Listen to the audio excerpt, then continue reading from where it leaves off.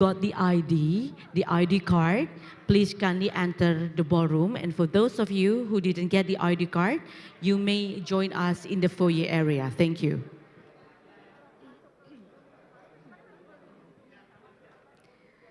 Well, ladies and gentlemen, we gently remind you to implement the COVID-19 prevention standard health protocol by always wearing your mask within all the area of our event, except while you're enjoying the drinks or the meal.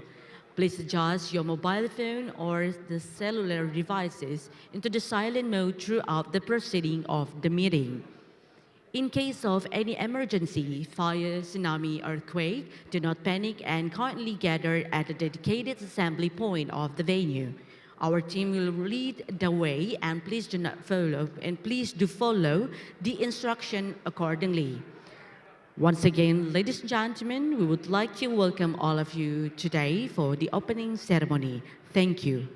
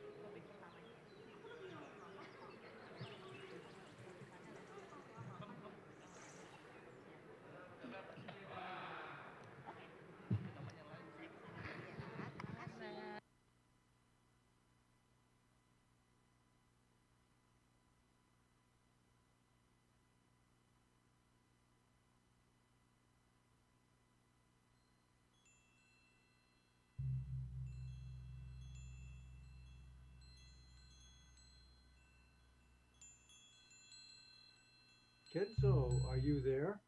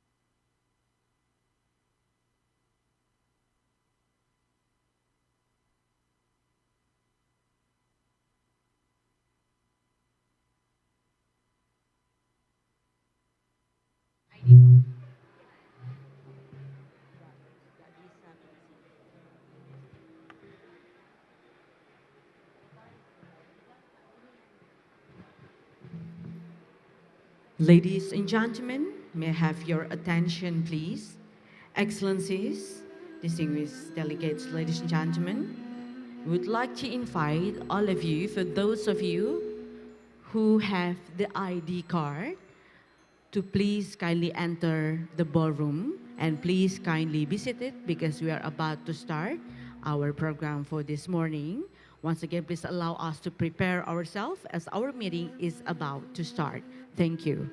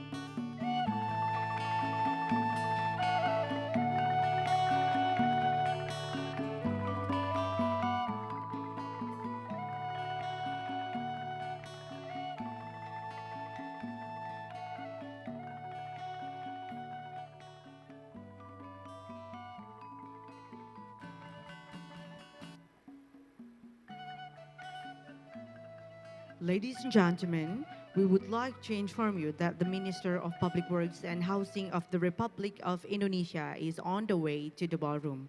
Thank you.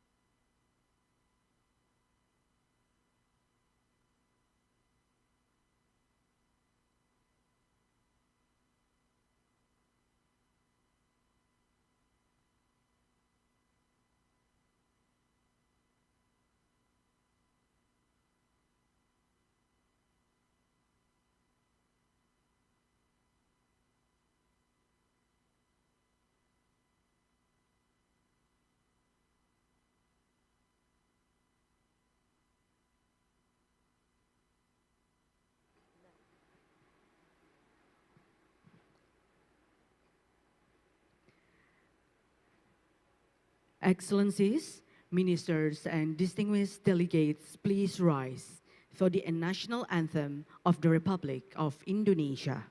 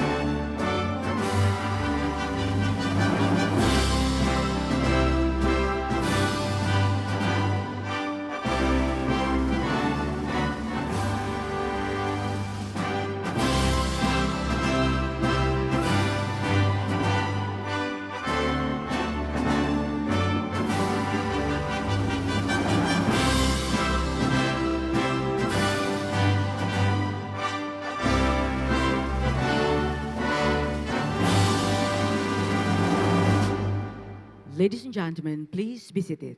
Thank you.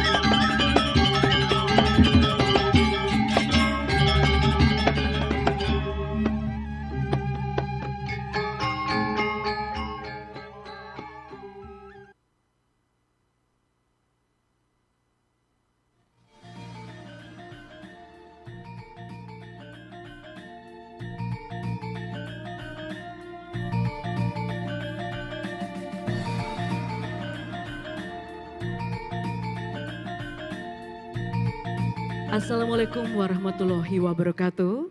Shalom, Namo Buddhaya, salam sejahtera untuk kita semua. Om Swastiastu. Interpreted as may happiness and health always upon us. A very good morning, ladies and gentlemen. Please allow me to introduce myself. My name is Putri Gorda. It is an honor and a privilege for me to be the master of ceremony for today. And ladies and gentlemen, the island of Bali greets you a warm welcome to Kecak Ballroom of the Conrad Bali Resort for the G20 special event in Building Back Stronger from Impact of COVID-19, Climate Change and Disaster, Action Towards Quality Society. First and foremost, please allow me to convey our gratitude and warm welcome to our host, His Excellency Dr. Basuki Hadimulyono, the Minister of Public Works and Housing of the Republic of Indonesia. Selamat pagi. To Dr. Imam Santoso as the Chairman of NAIRBO. Selamat pagi. To Professor Kenzo Hiroki as a Professor of GRIPS.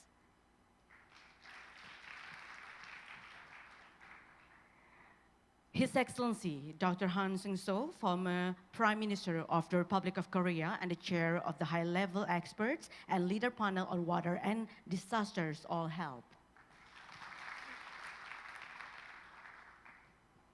To the Professor Daniel Turk, as a former President of Slovenia, chair of the Global High-Level Panel on Water and Peace, lead political advisors for Geneva Water Hub. Kepada Bapak Bambang Susanto as the head of the National Capital Authority Indonesia.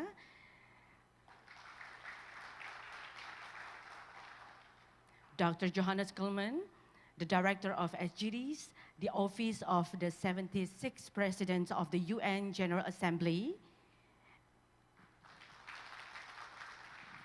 and also to all the honorable panelists and speakers to this forum, all the distinguished head of delegates of the G20 member states, the invited countries and international organizations, ladies and gentlemen. To warm up our lovely morning, may I please give a round of applause for all of us today. Thank you very much.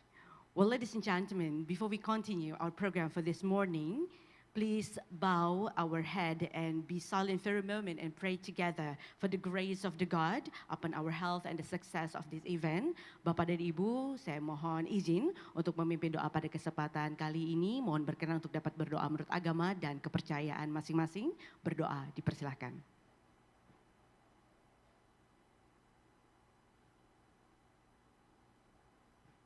Berdoa selesai. Terima kasih. Thank you very much.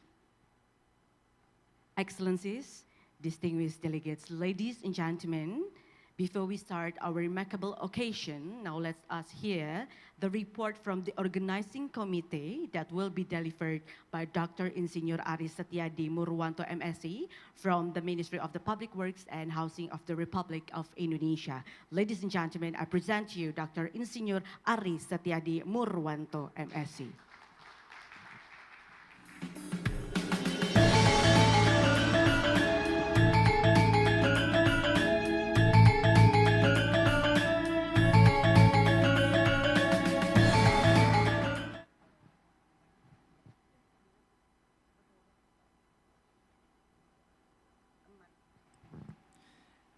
Your Excellency, Dr. Basuki Hadimulyono, Minister of Public Works and Housing, and Vice Chair of High-Level Expert and Leaders Panels, Dr. Han Seung-soo,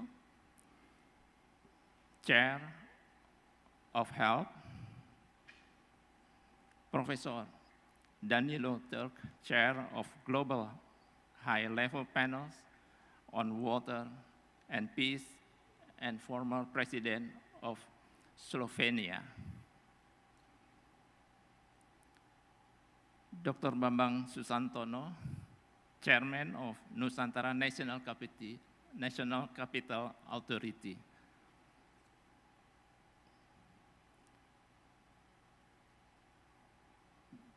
Members, special advisors, and advisor of high-level expert and leaders panels, participants, ladies and gentlemen. Assalamualaikum warahmatullahi wabarakatuh. Salam sejahtera untuk kita semuanya. Om Swastiastu. Very well, good morning. On behalf of the organizing committee, I would like to shortly report to all of you about the G20 high-level expert and leaders panels on water and disaster special event in Bali. Excellencies, ladies and gentlemen, G20 high-level expert panels and leaders on water and disaster special event series were organized by Health Secretariat and the Ministry of Public Works and Housing, Republic of Indonesia.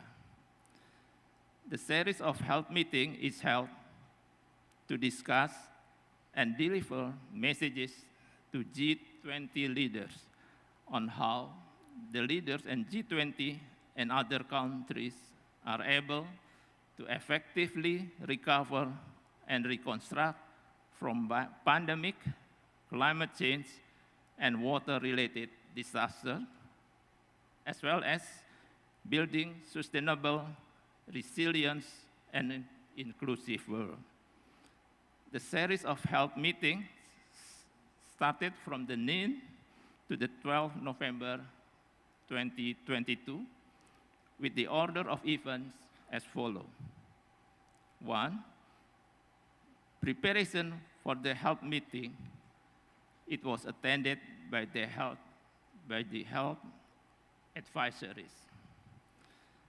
Second, the 20th meeting of health and was attended by the health members, relevant international organizations, and observers.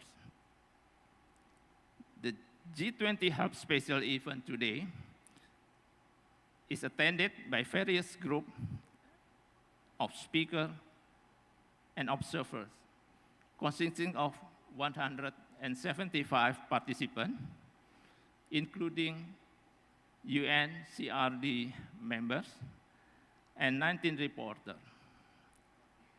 In line with the theme of building back stronger from impact of COVID-19, climate change, and disaster action toward quality society, this event is expected to increase the collaboration of countries in the world in overcoming the impact caused by pandemic, climate change, and disaster faced by various countries. Today's main agenda consists of opening remarks, key messages from the United Nations, keynote speeches, delivery of health message to G20 leaders,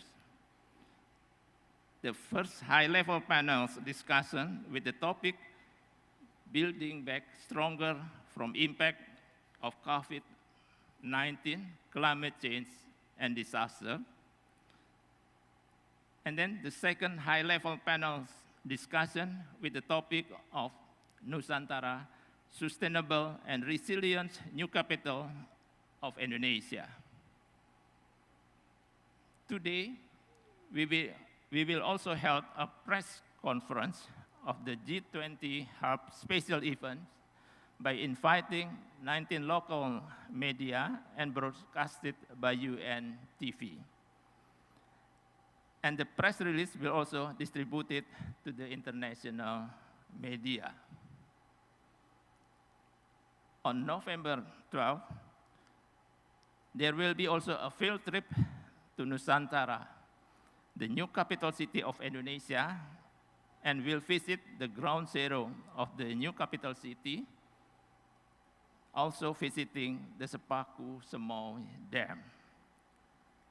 Along with the 20th Health Meeting and G20 Health Level Expert and Leader panels on water and disaster special event, Ministry of Public Works and Housing also conducted IEC Bureau meeting and agreement signing of the World Water Forum 2024.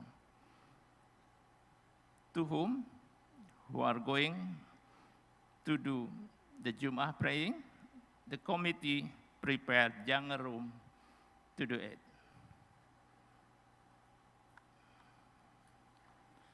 Excellencies, ladies and gentlemen, my sincerely gratitude to Dr. Basuki Hadi Mulyono, Minister of Public Work and Housing, and Vice Chairman of Health, Dr. Han Seng-so, Chairman of Health, and Professor Kenzo Hiroki for all their initiative to gather all us today in this special event.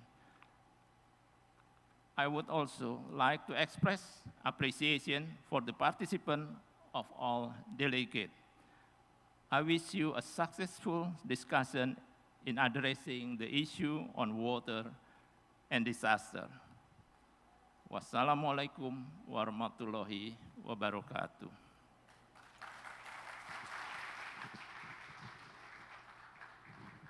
Terima kasih. Thank you very much, Dr. Insinyur Ari Setiadi Murwanto, MSc.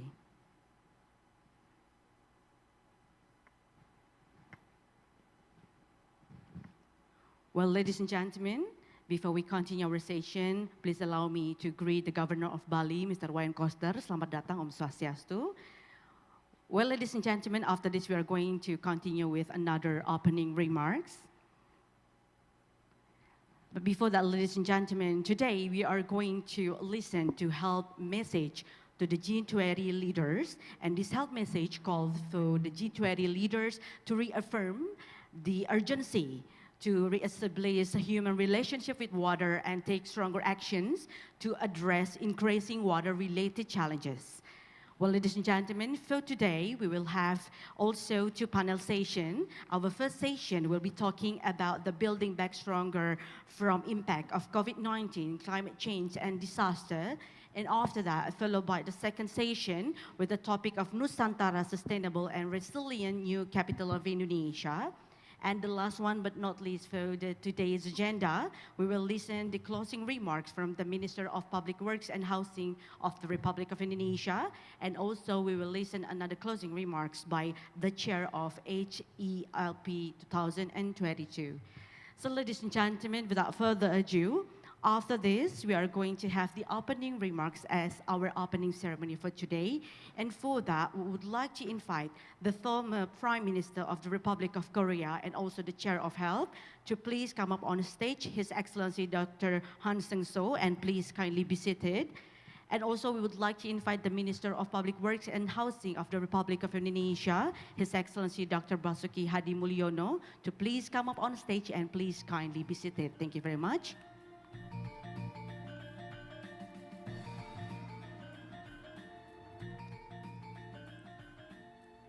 Well, ladies and gentlemen, for our first opening remarks, we will listen the opening remarks that will be delivered by the former Prime Minister of the Republic of Korea and also the Chair of Health. Ladies and gentlemen, without further ado, please give a round of applause, His Excellency Dr. Han Seng-so. Thank you very much. Your Excellency Dr. Basuki Hadi Mulyono, Minister of Public Works and Housing, Your Excellency Professor Danilo Turk, former President of Slovenia and Chair of the Water for Peace panel, distinguished members of the GLP, ladies and gentlemen. I am very pleased to open the G20 special event on water and disasters. I would like to thank the government of Indonesia for hosting this important event prior to the G20 summit meeting next week. The G20 summit this year will be held next week here in Bali under the title of Recover Together, Recover Strong. Indeed, the COVID-19 pandemic has gravely affected countries all over the world socially and economically and disrupted efforts to achieve the 2030 Agenda for Sustainable Development. Over 630 million people have been infected by the virus and nearly 6.6 million people have lost their lives globally. The pandemic negatively impacted the global economy, international politics, and even the whole welfare of the humanity. Although the introduction and dissemination of vaccines has initiated a likely process of abating the pandemic, the next pandemic and/or disasters will hit humanity even harder under the accelerating, ever-changing climate situation. If we do not learn lessons from this pandemic and enhance the resilience of our societies to abrupt changes and disturbances, we should recover together, stronger and quicker, so that the post-corona society under the climate change scenario will be a more resilient, sustainable, and inclusive one. As the G20 summit this year will be held with the political, economic, and social turbulence on Earth, the global attention will be given to their message in terms of how multiple major challenges are addressed in a collective manner.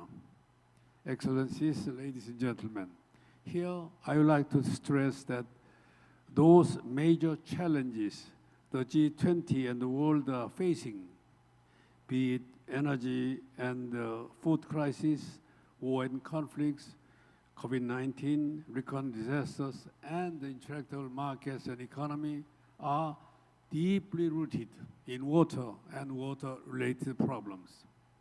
If business as usual is transformed, water can mitigate and prevent catastrophes, place the global and national economy back on track, stabilize regional politics, and help recover to a stronger post-corona world.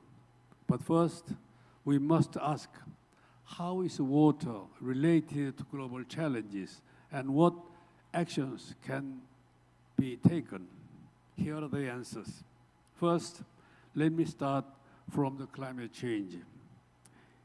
80% of climate change impacts are felt through water.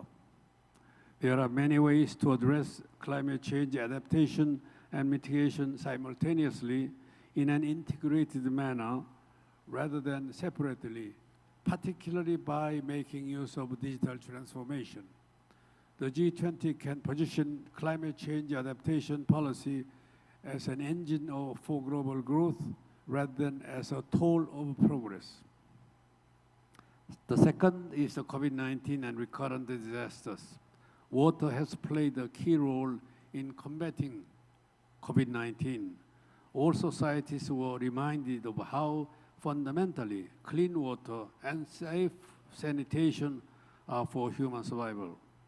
During the pandemic, water continued providing societies and people with the essential power and food under the extremely difficult circumstances of lockdown and its social constraints. At the same time, water-related disasters never stopped under COVID-19. In the recent 3 years, 600 million people were infected by COVID-19, whereas 300 million people were affected by water-related disasters. Infection by COVID-19 may be abated soon, but disasters will not be. Water, including water-related disasters, risk reduction should be placed in the center of policies for national resilience. The third is the peace and regional stability. Some of the wars and conflicts are deeply rooted in water. At the same time, water has been effectively used as an agent for peace in many regions. In the past 50 years, water was used as an agent for peace in 1,200 diplomatic events, or 2/3 of the 1,800 total events on water. Leaders can position water as a strategic means for peace and discuss diplomatic ways to materialize it. There are many examples and diplomatic tools, including international conventions, for the leaders to adopt. The fourth is food and energy crisis. Countries can turn the current energy and food crisis into opportunities by transforming nationally and globally the energy mix and food production and consumption using the concept of the water, energy, food nexus to achieve these objectives. Multilateral cooperation can help leverage the added economic value of integrated watershed while in management of water, land, energy, and food. The fifth is economy and the market. Countries can simulate market and revitalize the economy by investing in green infrastructure. Transformed water management will give significant momentum in jump-starting new economic growth. At the same time, water-related risks could cost an estimated GDP loss of $5.6 trillion to the global economy by 2050 if it is mismanaged badly. By revisiting water policies and practices, countries can create billions of cash by investing millions. Overall, the G20 leaders can thus address their major challenges collectively and individually through water. It is time to act through water now.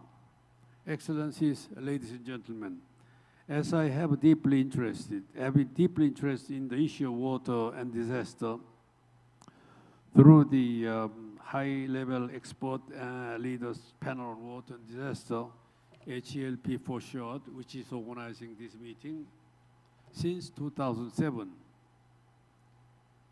Now, I'd like to say a few words more about water-related disasters. Water is life, and it is at the heart of the 2030 agenda. But water can also be a threat to life. The toll of water-related disasters in lives and livelihood has been immense, along with many other damaging short-term and long-term social and economic impacts.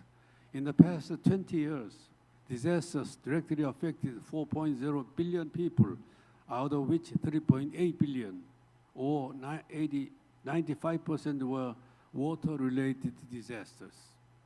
This means that anybody on Earth may encounter disasters twice on average in his or her time.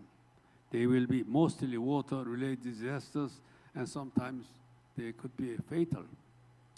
The economic damage is enormous. Over $2 trillion were lost globally in the past 20 years.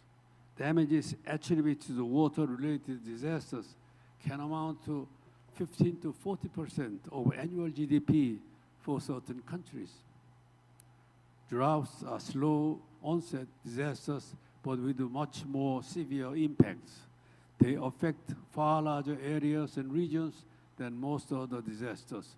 1.5 billion people have been affected by droughts in the past 20 years. Even the rise and fall of dynasties and government has been brought on by mega droughts throughout the history.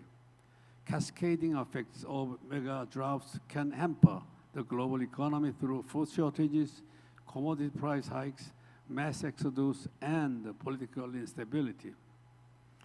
Excellencies, ladies and gentlemen, today we will have a holistic discussion on how leaders of the G20 can help the world through transforming their individual and collective thinking and actions on water. Today, leading politicians, experts, scientists, and stakeholders will share their experience and good practices. The new capital of Indonesia, Nusantara, will also be discussed as a showcase of a sustainable, resilient, and inclusive city being built. I thank Bambang Santano for your effort. Through exchange of opinions, we will identify important messages for the leaders who will gather on this island next week.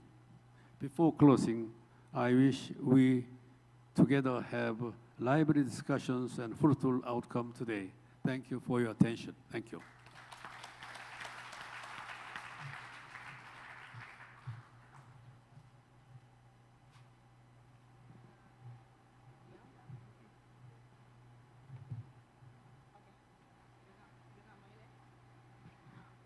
Well, ladies and gentlemen, we'll continue with the second opening remarks. And for that, I would like to invite the Minister of Public Works and Housing of the Republic of Indonesia, ladies and gentlemen, His Excellency Dr. Basuki Hadi Mulyono.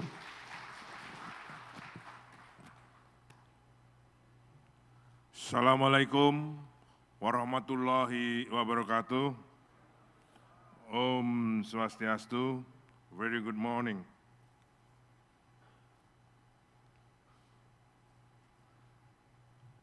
Your Excellencies, Dr. Han Seng Soo, the Chair of HELP, Professor Danilo Tuk, the Chair of Water and Peace, Bapak Dr. Bambang Susantono, Governor of Bali, and Mayor of some city from Indonesia. I see here Mayor of Tangerang and Mayor of Wali Kota. First of all, I would like to congratulate City of Makassar that being anniversary yesterday. Thank you very much and success for the City of Makassar. All my water friends that gathered together this morning. It is a great pleasure, really to me, to host and to welcome all of you to the G20 High-Level Expert and Leaders Panel, special event on building back stronger from impacts of COVID-19, climate change, and disaster action toward quality society. We are delighted to see gathering of so many distinguished delegates in this special event as part of G20 agenda. The key words here, those should be addressed in today's discussion, are recovering from COVID-19 pandemic, climate change adaptation, and managing recurrent water-related disasters. Last but not least, we are going to hear discussing about Nusantara, the new capital city of Indonesia. Excellencies, COVID-19 pandemic is one of the many shared risks facing the international community. Related to the topic, limited access to water and sanitation can lead at least to 2.4 billion people globally to an increased risk of action, including increased exposure to COVID-19 and other pandemics, serious health outcomes, and poor living conditions. Pandemic represents a threat of further deterioration of socioeconomic systems. The need to work on both fronts, socioeconomic and political, as well as on the environmental front, has become an urgency. The COVID crisis has amplified calls for resilience and preparedness, while contributing to economic recovery. Now, more than ever, governments have responsibility to ensure access to water and sanitation for all, managing the slum area, developing better settlement, and restoring our environments. Ladies and gentlemen, talking about climate change, the impact is real, and I may say that actually everybody is experiencing nowadays. Climate change affects our lakes in many ways. Water warmer, longer ice-free seasons, increased wind, and changes in precipitation patterns. As examples, Colorado River flows are highly sensitive to warming, and acidification caused by climate change is already reducing the water flowing in the river. It is reported that with each additional 1 degree Celsius of warming, the Colorado River's average flow drops by 9.3%. In Manitoba Lake, the factors affecting how Arctic lakes respond to the climate for hundreds and thousands of years have been broken. Changes connected to global warming have been drastic and unprecedented, for greater in magnitude in the past 200, 300 years than during previous periods of natural climate change. In addition, we can see from melted ice in top of Mount Jayawijaya, Papua, Indonesia. In addition, floods, landslide, and other water-related disasters are occurring in many places in Indonesia, in Java, Sumatra, Sulawesi, and others islands. Rainfall intensity for certain written period getting higher, causing overtopping on our temporary closure dikes of being constructed dams such as Luikeris and Meninting in Indonesia, and frequent floods in our toll roads. Ladies and gentlemen, as we discussed yesterday, maybe the disaster or water-related disasters not only by the natural disaster, but also just because of demographic, as President of World Water Forum said to the President of Joko Widodo when we're discussing about that. So demographic pattern now is also causing the disaster in water-related issues. To deal with shocks such as water-related disaster triggered by climate change, well-designed and long-term investment in water infrastructure can improve the capacity of and to reduce disaster risk and support climate adaptation. In a close cooperation with the Agency of Meteorology, Climatology, and Geophysics, the Minister and also the Minister of Agriculture, we apply the technology of rainfall and water level prediction, as well as optimize the intake capacity and provide additional gates on the dam spillway to enable early release strategy, aiming to secure more capacity for storing excessive rainfall and absorbing the peak outflow discharge. It has not been think before in building the dam. So we have to modify the design of the dam itself, whether it is already installed or under construction now. In addition, cooperation and sharing on new science and technology on water resources management and disaster prediction is very, very important. To increase economic growth and reach balanced development between regions, infrastructure development become one of the prioritized programs of the President of the Republic of Indonesia, Joko Widodo. One of agenda highlighted is the construction of the new national capital of Nusantara in East Kalimantan. The aims, concept, and detailed design of Nusantara new capital city will be presented later by Dr. Bambang Susantono, the chairman or the head of Capital Authority. As a capital city, rapid economic growth resulted in uncontrolled development in Jakarta. Even though we have tried our best to manage this unfavored condition by moving the industrial areas to outskirts, but the progress of this effort is very slow. For example, the requirement of drinking water that also closely related to manage the land subsidence could only be fulfilled in 2030, as we discussed yesterday. Controlling the overexploitation of groundwater is one important aspect of controlling the land subsidence.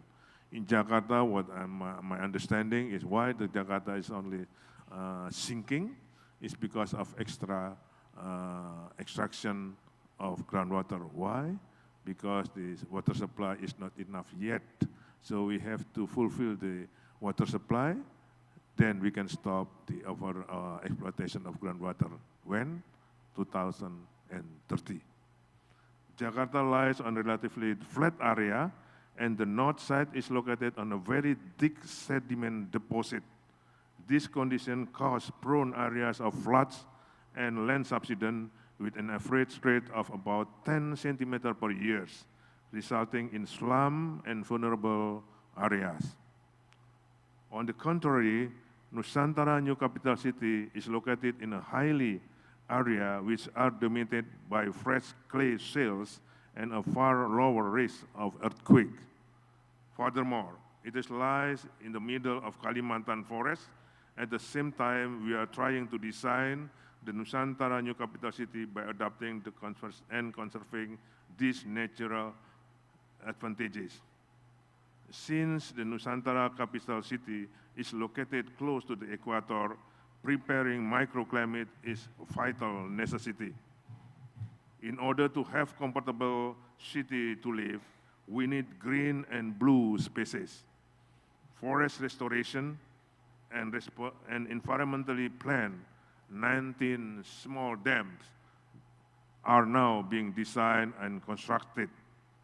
In addition, from water resources management point of view, developing Nusantara new capital city in Kalimantan will improve massive difference in population density across the nation, which also means managing our water availability crisis in certain islands in Java and Bali, securing and improving our environment, and lowering the risks and exposure to disaster.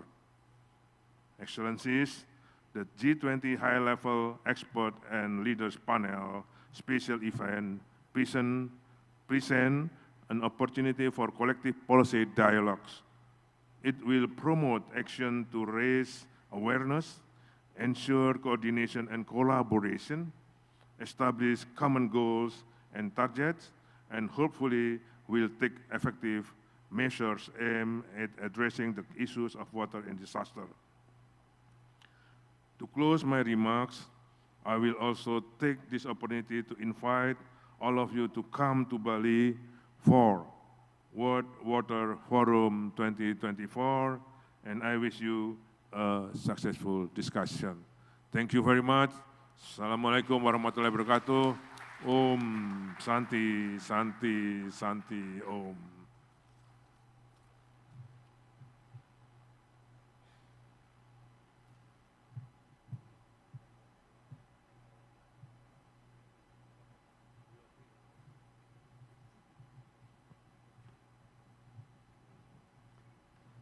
Thank you, Minister Baski, for your opening remarks.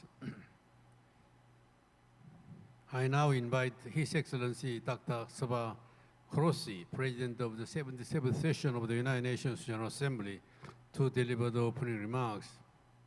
Since President Grossi sent regret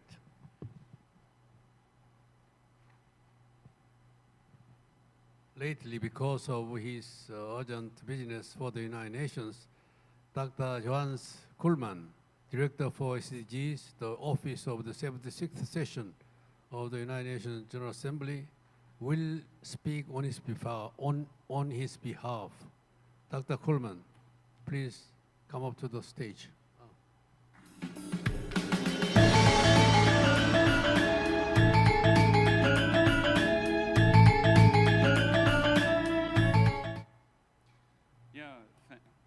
Thank you, Dr. Han Song-so. Excellencies, ladies and gentlemen, experts and friends, I am very honored to be here with you today and to speak on behalf of our President, who sends his regards and asks me again to ask for your forgiveness that he cannot be here today personally. I want to convey some key messages from the General Assembly to this very important HELP meeting and to the G20. And we are here today to discuss how we can build back stronger. We've had the term build back better before, and really we need to think about how we build back smarter, or how we really transform the ways that we can build society's infrastructure and gray and green integrated solutions for the future. And I think your approach here to relocate the capital and to build it in a new way is really one of those transformational aspects. So we all know that with just enhancing technology that we have, or with building more, we will not be able to leave a sustainable world for the next generation. One example is we are not covering 60% of the world population with early warnings today. And if we just want to do that in the same way we've done it in the past, we lack the capacity, and we will just increase the efforts in a way that is not sustainable. And you can also look at the wastewater treatment. Today, more than 50% of the wastewater is discharged to the oceans untreated. And if we just build water treatment plants the way we have done it in the past, we will increase global carbon emissions by something between 5 and 7%. So this is not the solution we need for the future. What we have today is this triple crisis of COVID, climate change, and disasters. And water is surely a solution to climate change and to disasters, and we can learn from the COVID crisis, because in the COVID crisis, we have started to apply new technologies, new ways of how societies interact. So let's take the lessons learned and not forget them for how we can build better, stronger, and smarter futures. The General Assembly this year has as a motto, sustainable solutions through science and solidarity. And I think this is a very good motto also for G20 and for the Health Panel, because trust is a necessary ingredient for solutions in solidarity. And trust at the moment in the UN is at a very short supply. We see this through the special sessions that we have in New York on war that is at the moment more prominent. It has always been a general problem on this world, but with a P5 country having attacked a neighboring country, there is a new dimension to that, certainly. And we need to think about how we can come back to a multilateral, trustful cooperation. And I think the topics that are discussed here today are very, very well suited to create more trustful cooperations, not only at a national development level across sectors, but also at the international level. And I think we are really in dire need to improve this. I want to convey 3 short messages that are related really to disasters and to climate change. And it is very clear, and we have received that message from the Water and Climate Leaders panel. Dr. Hans Song-So is also a member of this panel in the COP. It is very clear that we need very urgently to still reduce our emissions. And the G20 have not yet come to net zero greenhouse gas emission targets. And that is really a question of leadership, leading by example and making this world a better place from where people can start to make it a better place, because of course very poor countries can maybe not make that commitment so easily. G20 is one of the keys to a sustainable climate development, and G20 should live up to the expectation that the world have for the G20 in that regard.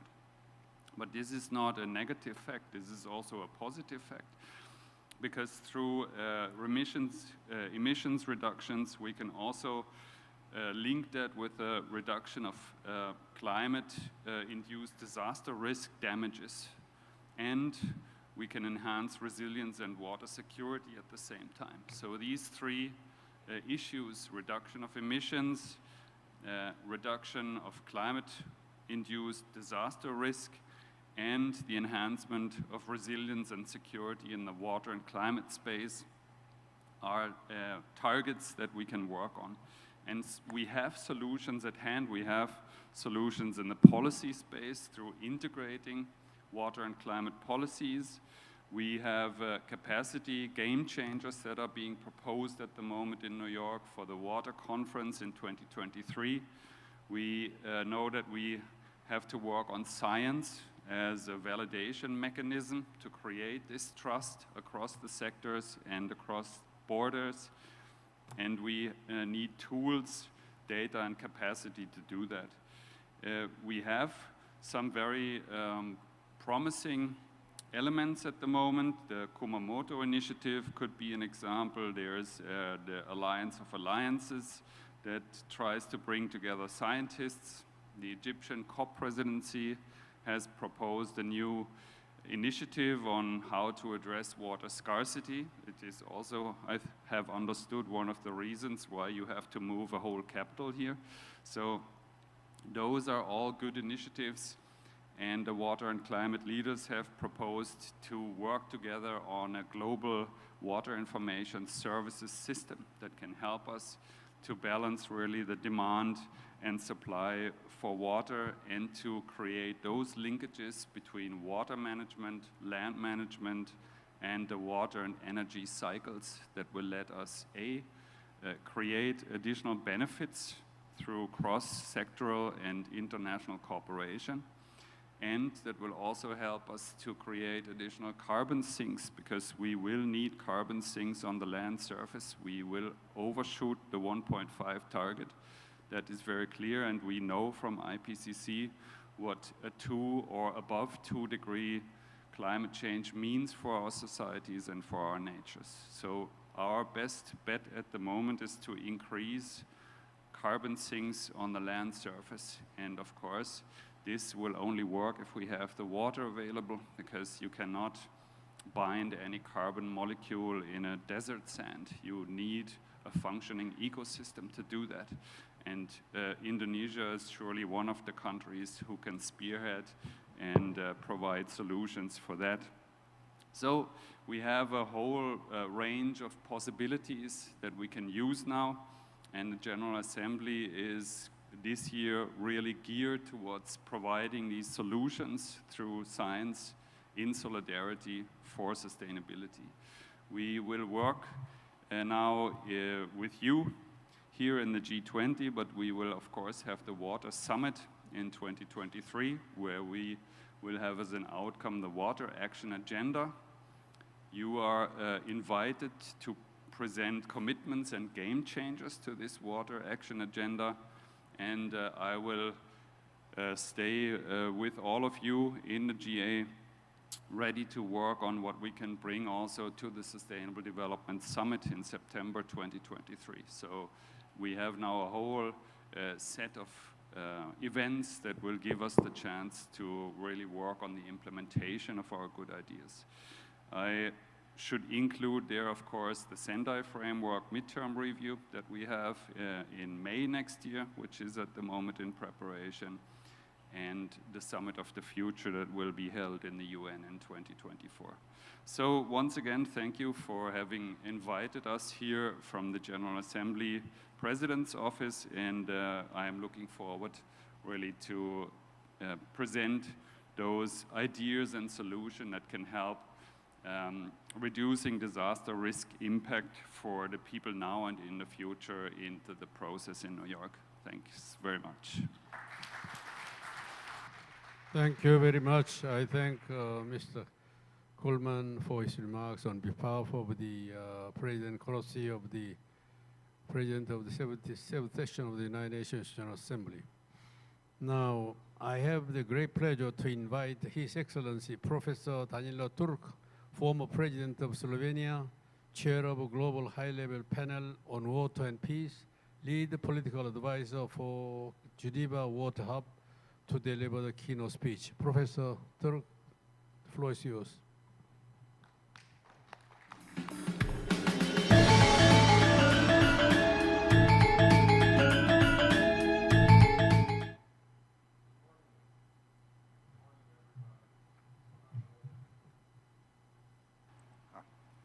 Good morning, everybody. So, Assalamu alaikum, everybody. It's a great honor and great privilege to address you at this important special event related to G20 Summit under the title Building Back Stronger from Impacts of COVID-19, Climate Change and Disasters, Action Towards Quality Society. Prime Minister Hun Sen-soo, Chairman of the Expert and Leaders Panel on Water and Disasters, Dr. Basuki Hadjimulyono, Minister of Public Works, Housing and Republic of Indonesia, Governor of Bali, distinguished excellencies, experts, ladies and gentlemen. I was asked to make a short speech on the question of how to perceive, how to approach the issues of water, peace, and development at this moment, at this point of history. And it is really important to think about what kind of moment we are living today. This year, 2022, brought a brutal wake-up call. It has been and continues to be a year of historic water disasters in Pakistan, in Europe, in China, Nigeria, everywhere in the world. Unprecedented disasters. Now, warnings about water disasters were coming for years now, and the high-level panel on water disasters was one of those important international bodies who has made this message very clearly for a number of years now. But not always were these messages listened to. Special proposals for mitigation of effects and adaptation to the consequences of water disasters were already made. And it has been clear for a long time that water is the main medium of climate change, and water disasters the most dramatic expression of that medium. Now, not much was done, and this is the problem that the humanity is facing these days. So now is the time for changing the mindsets. The world has to understand the seriousness of the need to spare and share water for survival, for development, and for peace. Now, peace, I should emphasize, is not only absence of armed conflict.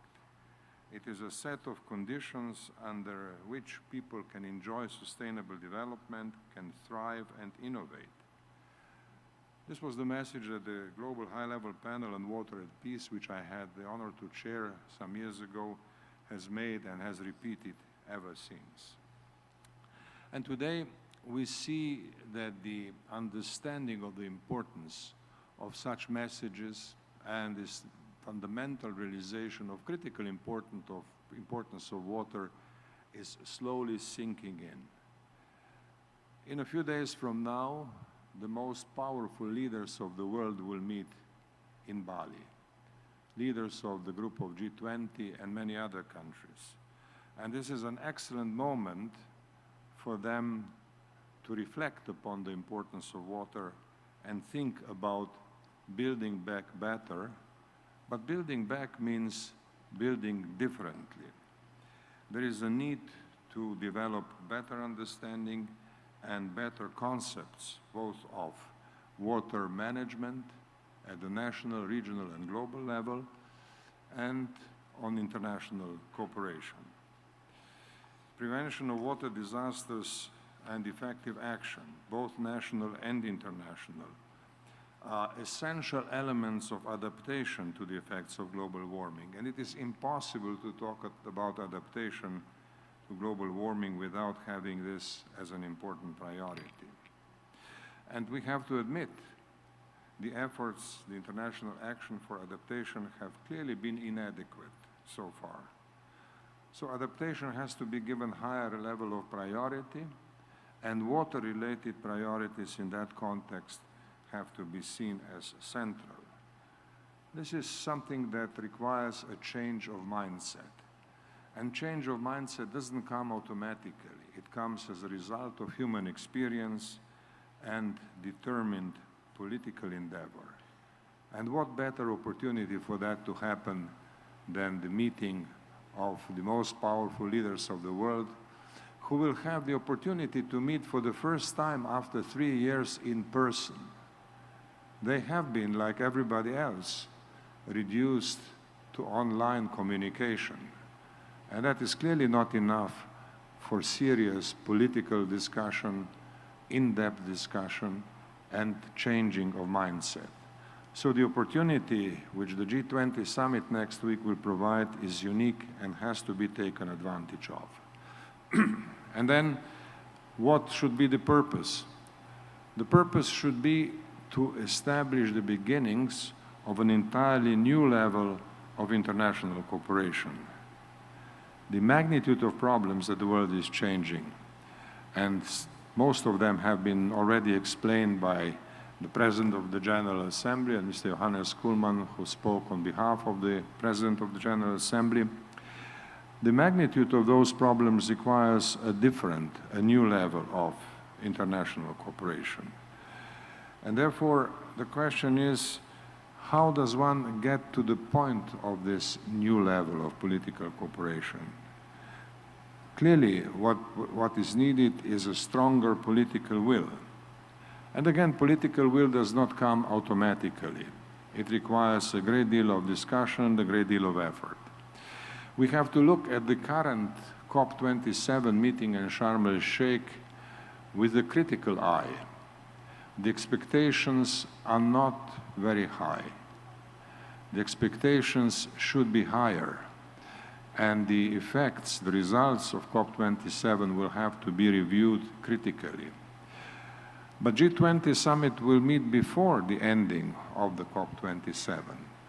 And it is important that the message of ambition, the message of stronger will comes from the G20 meeting next week. There will be further activities at the international level which will provide excellent opportunities for generation of political will for a higher level of international cooperation and more adequate solutions.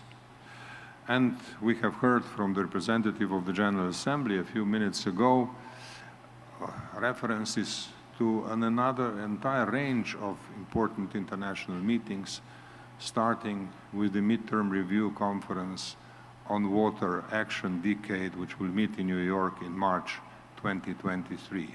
An important opportunity which must not be missed, and so are the other opportunities, summits and other events organized by the United Nations. And then one should also not neglect the fact that in the past year or so, new initiatives have been gaining momentum at the pace which was not expected and which is not precedented. Let me just mention the proposal to establish the post of the United Nations Special Envoy for Water. Now, this idea is now supported by 149 member states of the United Nations. But only a few years ago, it was seen as a very unrealistic proposal. We have to learn from that experience, and the experience teaches us that new, bold, courageous initiatives are called for today. The time for new, bold initiative has come, and that is central to our discussions today, the discussions which will follow during the day, and of course this will be essential for the leaders of the G20 to understand when they meet in Bali. It is very good that our meeting today will produce a message, a help message to G20 leaders. And obviously, that message should recognize the magnitude of challenges and the need to do things differently. It will emphasize, and it should emphasize, that this is not the time for business as usual. And this is also an opportunity to provide, to build the understanding that water shouldn't be seen as a problem or as a technical issue. Water should be seen as an opportunity if properly managed, if properly addressed, can bring great effects, positive results for an entire range of developmental needs and also for combating climate change. Now, these are the thoughts that come to mind when discussing the meeting, the topic of our meeting today. I'm sure that our discussions, which will follow, will provide a great deal of substance, an important substantive input to discussions which will follow at G20 summit and later. I'm very pleased that this meeting on this special event is taking today and that I have the honor of speaking at this event. I wish you all success in your further discussions, and I very much look forward to the outcomes which should inspire and guide the further action for water at all international levels. I thank you for your attention. I thank Professor Turk for his speech. Professor Turk, as you may know, is a global leader on the issue of water and peace, and he helped the HELP to create the principles to foster peace before, during, and after water-related disasters. Thank you very much, President Turk. Now, I now invite His Excellency Dr. Bambang Susantono, Head of the Nusantara Capital City Authority of the Republic of Indonesia, to deliver the keynote speech. As you may know, Dr. Santono has long been a key member of HELP while he was at the ADB. So yesterday, we agreed to invite him as a special advisor to HELP. Floor is yours.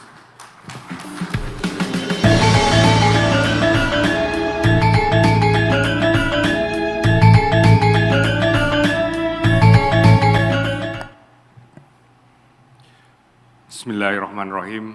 Assalamualaikum warahmatullahi wabarakatuh. Salam, Namo Buddhaya, Salam Kebajikan, Om Swastiastu.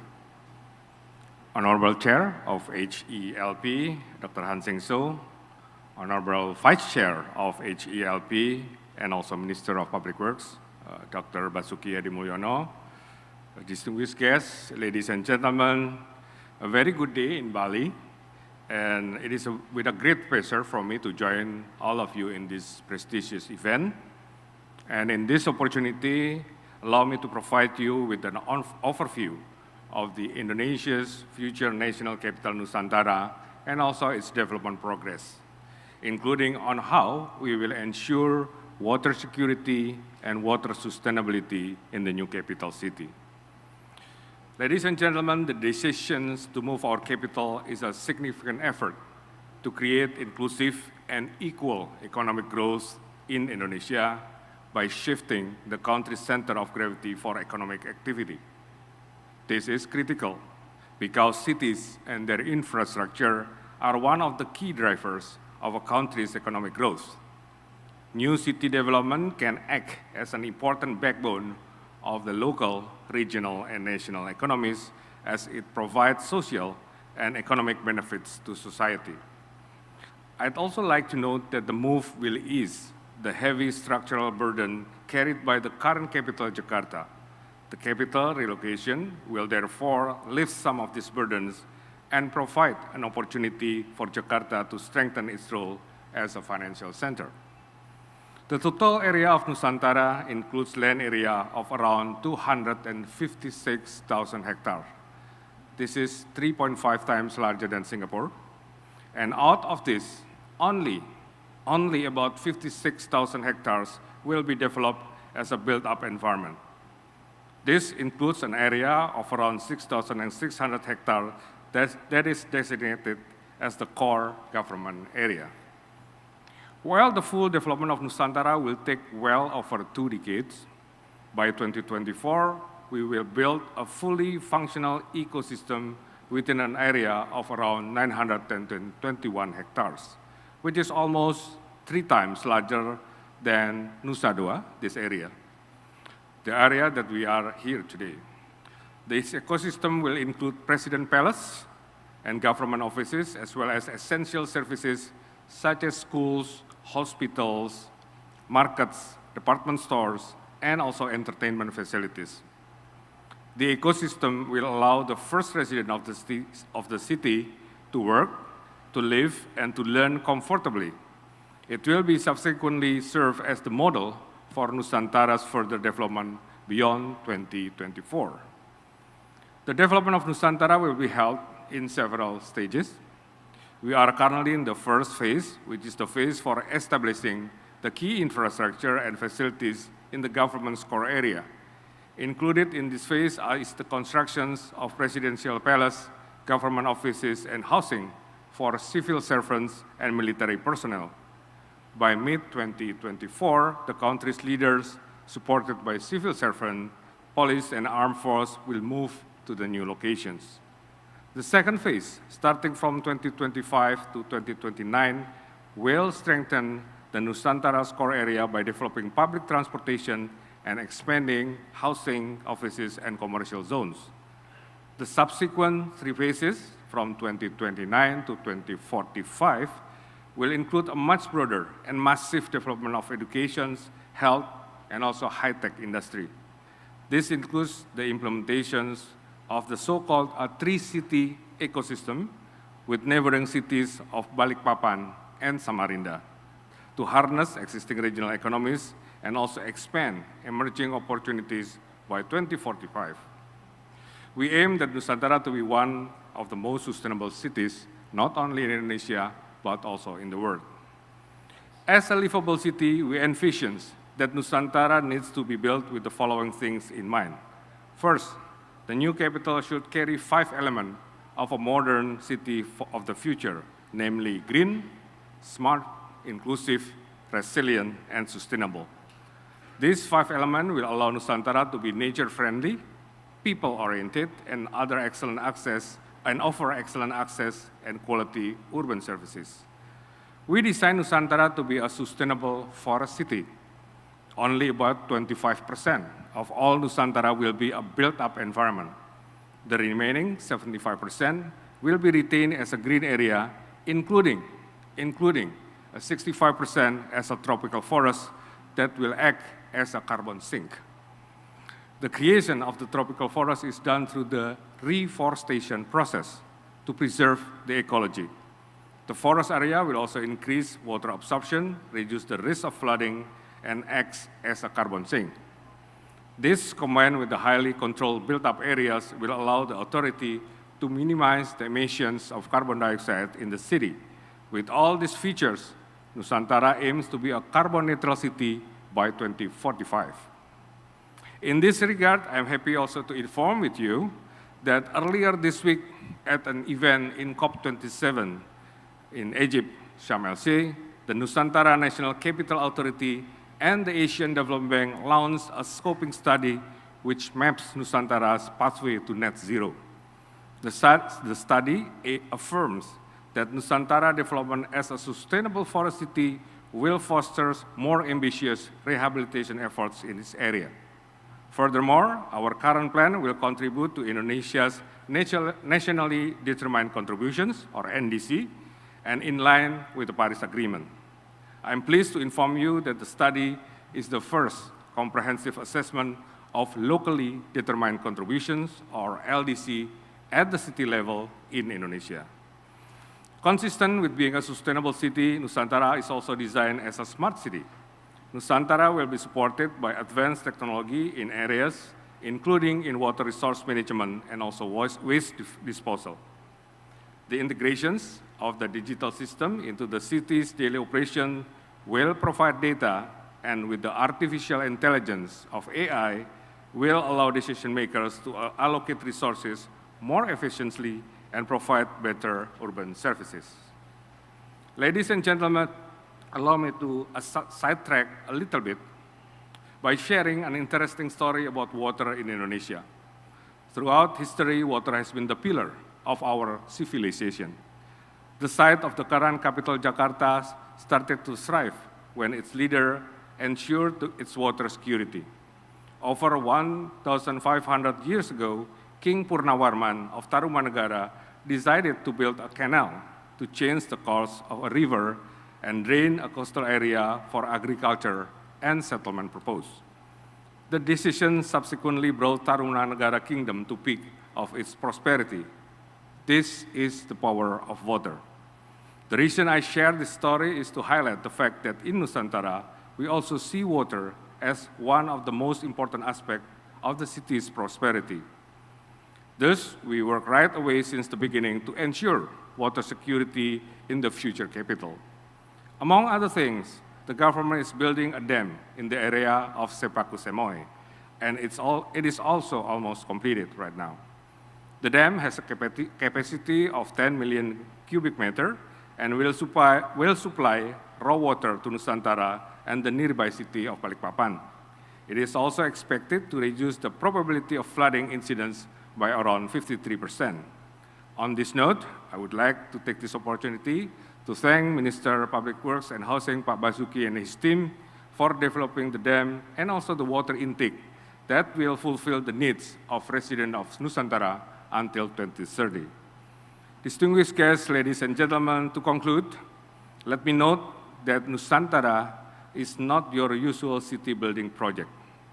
It is not only about constructing physical buildings, but also transforming the nations by setting the path to embrace new working cultures and innovative way of thinking that will allow us to tackle new challenges in the future, including those posed by the climate change. As such, building Nusantara is a major development process of a city that fits the Indonesian concept of gotong royong, a joint effort by various stakeholders to create a new engine of growth that offers equal opportunities to all. Nusantara will act as a living laboratory for Indonesia, where we explore all kinds of new opportunities on how we create a new way of living, a new way of working, and a new way of learning. I invite all of you to be part of our active knowledge partners and join us in this historic knowledge journey to create a model city that is green, smart, inclusive, resilient, and sustainable. Thank you very much. Assalamualaikum warahmatullahi wabarakatuh. Om Santi Santi Santi Om. Thank you very much for your speech. As I said, he has long been member of HLP, and HLP wishes you all the best to build a new capital of Indonesia. I am sure that he will bring sustainability and water resilience into his vision of Indonesia's new capital city, Nusantara. Thank you very much. Now, I invite His Excellency, Mr. Mark Harbers, Minister of Infrastructure and Water Management, Kingdom of the Netherlands, to deliver a keynote speech. Minister Harbers has been an important advocate for global water management and our Vice Chair, the HLP. Unfortunately, Minister Harbers is unable to join us today, so he sent us a pre-coded message. I'd like to ask Secretariat to play the message now.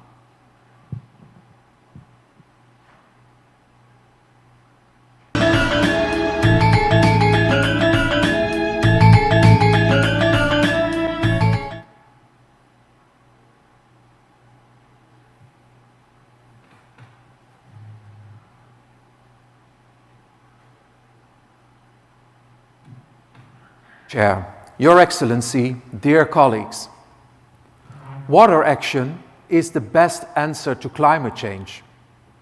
Investing in water is investing in a better future for everybody. Without water, there's no nature, no food, no development, no life. Unfortunately, water takes life too.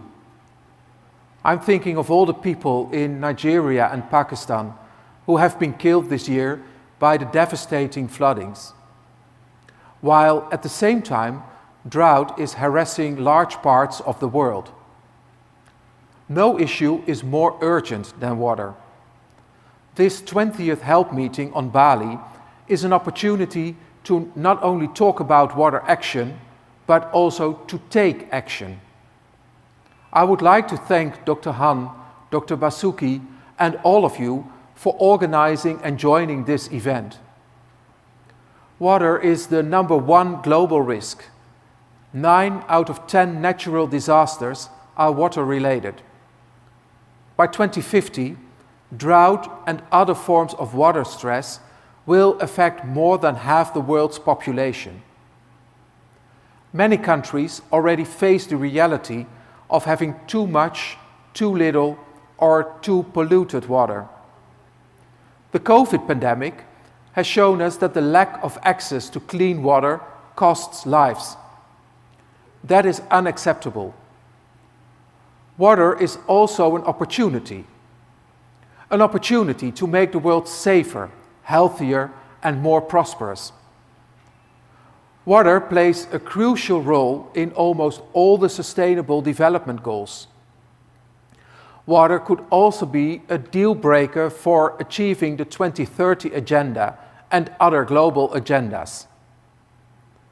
As Ban Ki-moon once said, now more than ever, we need to connect the dots between climate, poverty, energy, food, and water. These issues cannot be addressed in isolation. I know you are all very committed to water, but we need to connect all the dots. So that means more partnerships, more investments, and more action. The UN 2023 Water Conference is a unique opportunity to increase momentum and turn promises into practical actions. I am very pleased that the HELP community is focusing on how to embed the topic of water and disasters in this conference and beyond. Like earlier meetings and the upcoming COP27, this has to become a watershed moment. I'm sorry that I can't join you in Bali. I wish you a very pleasant, inspiring, and successful meeting where you connect a lot of dots.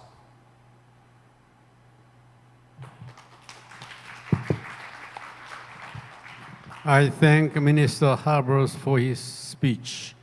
Now I invite Her Excellency Dr.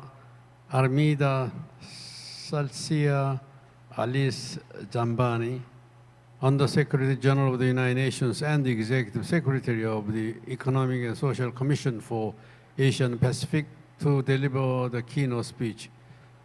She has made significant contributions to accelerate the 2030 Agenda for Sustainable Development. While she is unable to attend the meeting today in person, he has sent us a recorded message. I ask Secretariat to play the record now.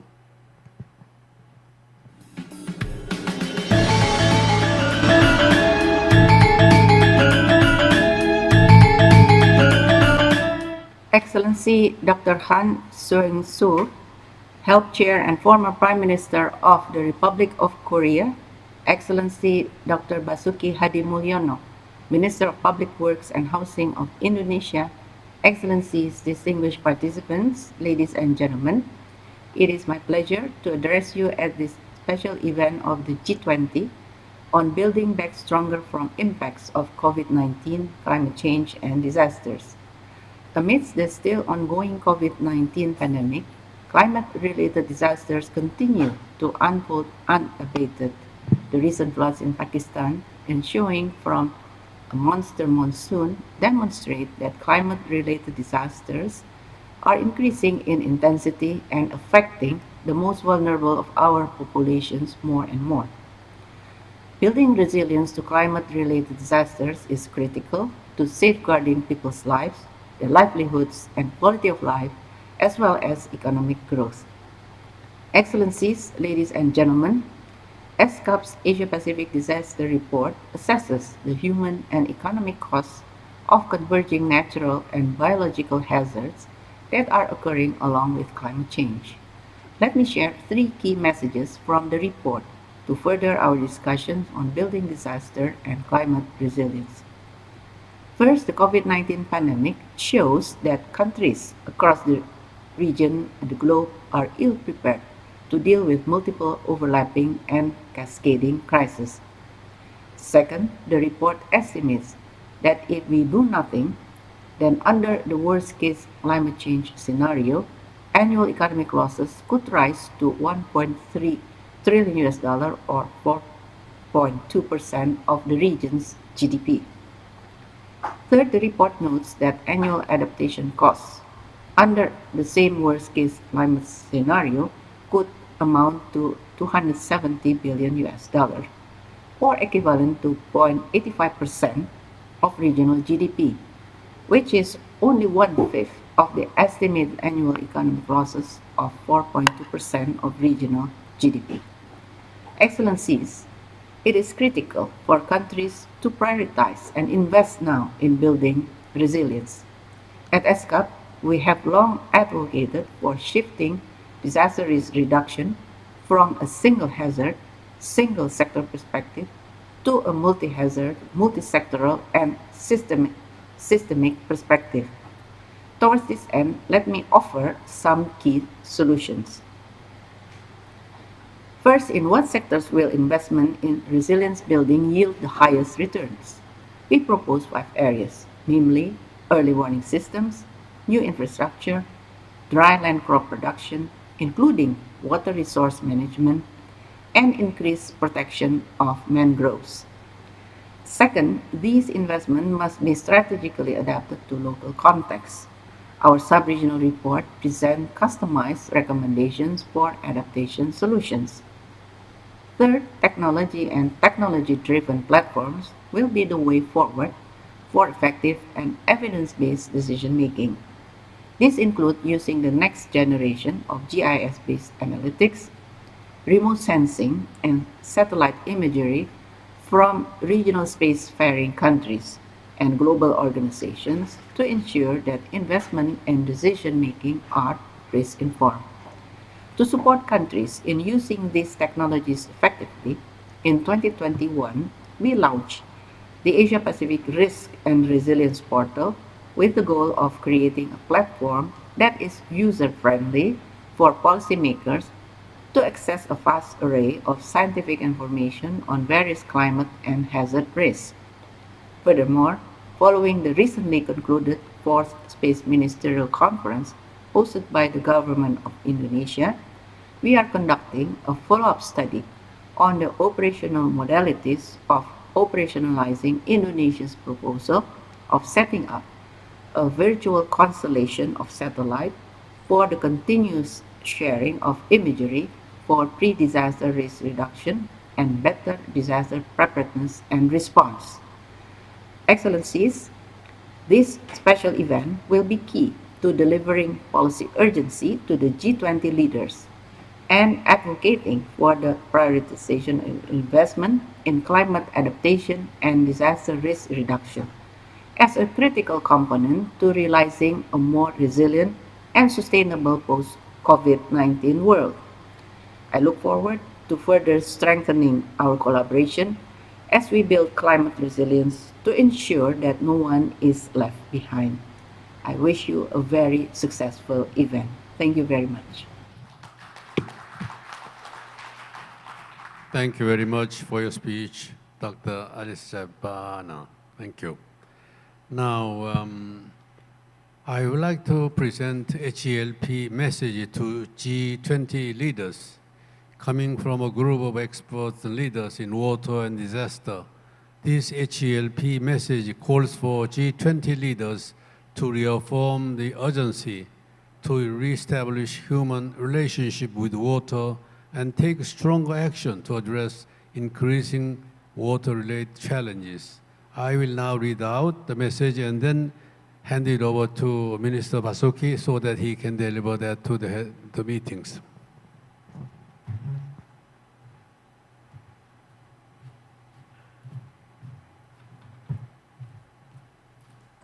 Thank you very much.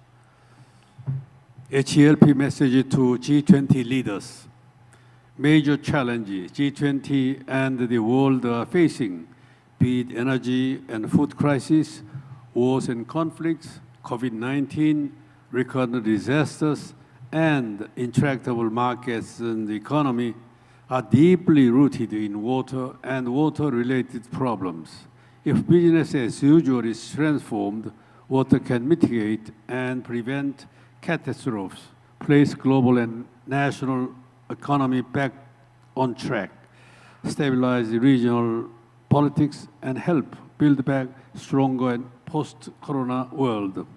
G20 leaders can address their major challenges collectively and individually through water, as indicated below. Strengthening global, regional, and sub-regional cooperation by G20 leaders is the key.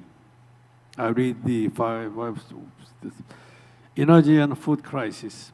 Strengthen transnational political systems and logistical support to maximize available resources, including water, in a sustainable way, curtail ineffective consumption, and have a more equitable share of energy and food in the short term. Turn the current energy and food crisis into opportunities to transform nationally and globally the energy mix and food production and consumption patterns. Use the concept of the water, energy, food,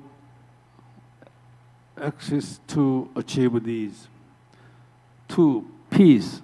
Start from equitable water sharing when preventing conflict and building peace. Water cooperation nationwide reduces tensions and instability in societies and propagates goodwill and hope among people. Historically, recurrent water-related disasters have encouraged numerous practical means to build transboundary organization and to offer venues for trade, to diplomacy. 3, pandemic and disasters. Enhance awareness, integrated preparedness, and timely information sharing by both government and citizens to detect and prevent future pandemic, disasters, and all sorts of disturbances. Share lessons and good practices that have been amassed in the last few years as assets for the future we want. 4, economy and market. Invest in green and gray infrastructure that create a foundation for tomorrow's growth and the next generation, while at the same time sustaining trust in the future of countries for financial markets. Generate billions by investing millions through drastically enhancing capacity of existing infrastructure by digital transformation. Encourage all financial institutions, including international financial institutions, to step up their efforts in supporting green and blue transitions and to align financial flows. Lastly, climate change. Focus on effective measures that contribute to both mitigation and adaptation of climate change. Green and gray infrastructure supported by advanced IT on water meet this objective. Embed the concept and systems of resilience throughout the whole lives and livelihoods of the people and society. The end. Thank you very much. Now I'd like to present our message to the G20 leaders, to His Excellency Minister Basuki, so that he can deliver it at the meeting.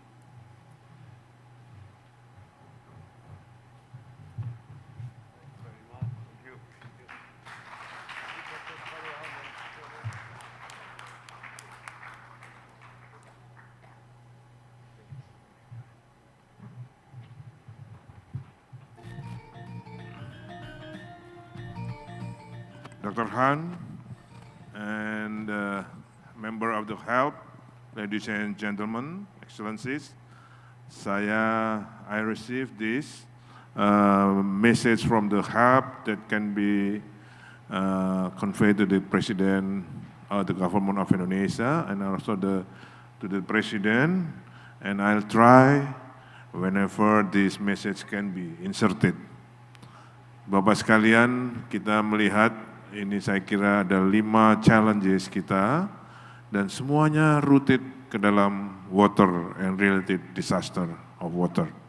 Jadi kita mungkin ini menjadi wake up ring bagi kita semuanya. Ternyata apapun masalahnya, energi, ekonomi, market, pandemi, climate change, semuanya insya Allah bisa ditangani apabila kita memanage water dengan baik. Jadi, this is a new, for me, this wake up ring for me, Pak Han, Mr. Han, that every challenges you just told us, from the pandemic to climate change, to market, to economy, to food, to energy, is rooted to the water management. So I really want to bring this message to the President of Joko Widodo. Thank you very much.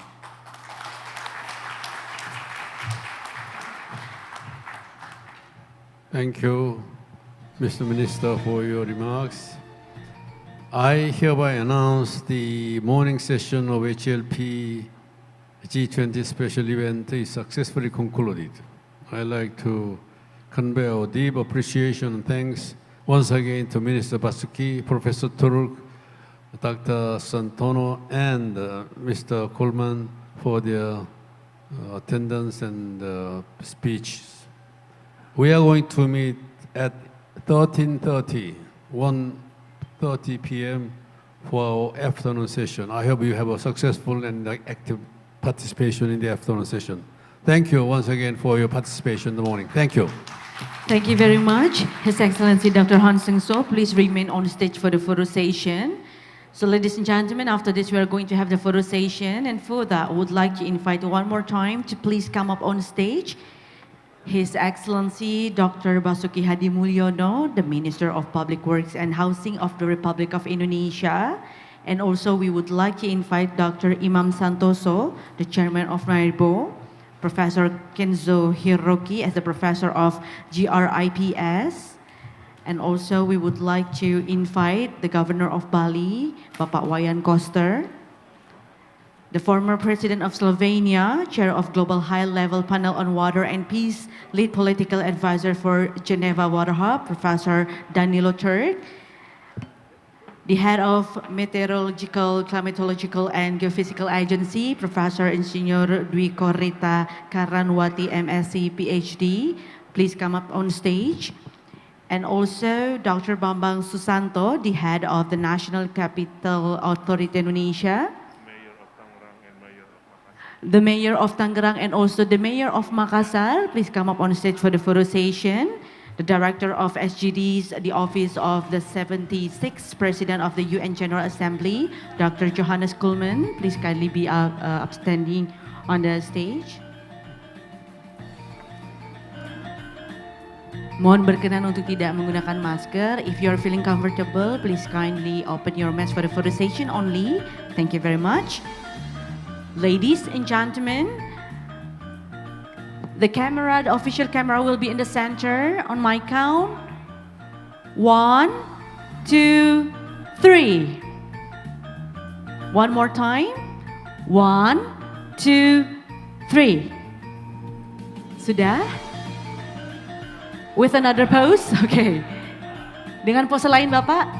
Oh, all right. So another pose with the help pose. All right. So, ladies, gentlemen, 1, 2, 3.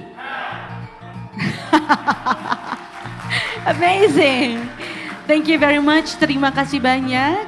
Thank you. We would like to please you to be seated. Thank you very much.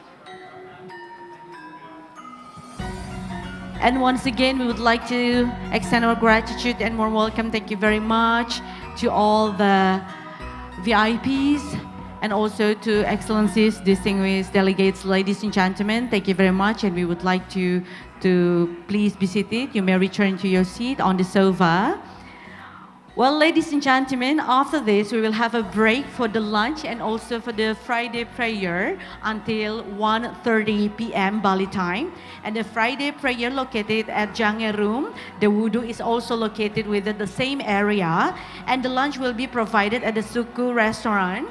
And also after the lunch, we will continue our agenda with more panel discussion regarding to the building back stronger from impact of the COVID-19 climate change and disasters. And therefore, please kindly return to this room for the next session at 1:15 p.m. And also we will have the conference, the press conference in the media room after this. So once again, ladies and gentlemen, we would like to please you to enjoy the lunch and also enjoy the session. And once again, for the press conference, it will be happening in the media center. Thank you very much, and I'll see you soon. Thank you. You're listening to Chill Your Mind Radio.